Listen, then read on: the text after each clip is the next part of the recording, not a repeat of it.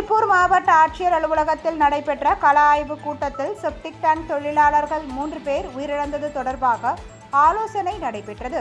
இதுகுறித்து செய்தியாளர்களிடம் பேசிய ஆணைய தலைவர் நிதியரசர் தமிழ்வாணன், சமீபத்தில் 3 பேர் இறந்த சம்பவம் குறித்து ஊடகங்களின் வாயிலாக அறிந்து உரிய விசாரணை மேற்கொள்ளப்பட்டு வருவதாகவும், அரசு சார்பில் பாதிக்கப்பட்டவர்களின் குடும்பங்களுக்கு தலா 12 லட்சம் நிவாரணம் வழங்கப்பட்டுள்ளது என்றும் தெரிவித்தார். உரிய பாதுகாப்பு உபகரணங்கள் இல்லாமல் கழிவுநீர் வாகனங்களை பயன்படுத்தக்கூடாது என்றும், இது தொடர்பான விரிவான கள ஆய்வு மேற்கொள்ளப்படும் என்றும் அவர் அப்பொழுது கூறினார். விபத்து மரண உதவித்தொகை என்று 10 லட்சம் ரூபாய் 2 பேருக்கு வழங்கியிருக்கிறார்கள். எல்லாம் தூய்மை பணியாக செய்பவர்கள். விபத்து ஊனம் உதவித்தொகையாக 2 லட்சம் ரூபாய் வழங்கியிருக்கிறார்கள். இயற்கை மரண உதவித்தொகையாக 2,50,000 வழங்கியிருக்கிறார்கள். திருமண உதவித்தொகை ஒருவருக்கு 5,000 என்ற வகையிலே தொகை வழங்கப்பட்டிருக்கிறது.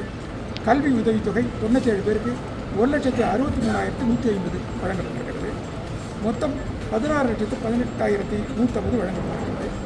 தூய்மை பணியாளர்களுக்கு 44 வீடுகள், கட்டப்பட்ட வீடுகள் வழங்கப்பட்டிருக்கிறது. அதில் 10% மட்டும் அவர்கள் தொகை செலுத்தினால் போதும். 90% அரசாங்கமே ஏற்றுக்கொள்கிறது. இப்படி பல நல்ல திட்டங்களை செயல்படுத்திக் கொண்டிருக்கிறார்கள்.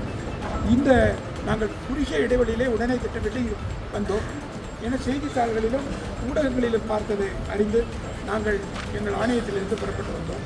ஆனால் அரசாங்கத்துக்கு இதை தெரிவித்த உடனே அவர்கள் அந்த தொகையை ஒவ்வொருவருக்கும் 6 லட்சம் என்ற வகையிலே இன்றைக்கு தொகையை அனுப்பி, நான் அந்த தொகையை ஒவ்வொருடைய சார்நிலையாளர்களுக்கு, தாயார், தந்தையார், இறந்தவரின் மனைவி ஆகியோருக்கு வழங்கினேன்.